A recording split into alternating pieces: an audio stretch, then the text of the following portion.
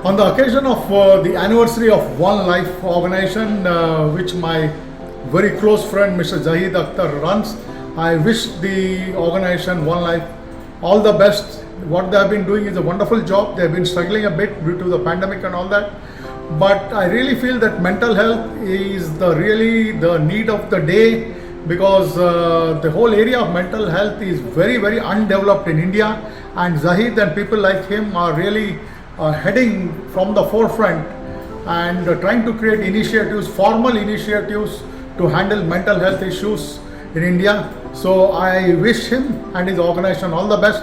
And in case you're wondering what are these pictures on the back, they are mandala paintings which we have done as a part of our mental health relief program in our office.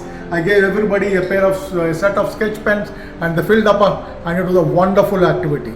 So once again I wished Zahid Akhtar and Onelife a great future ahead, and many more milestones to be achieved, many more lives to be saved.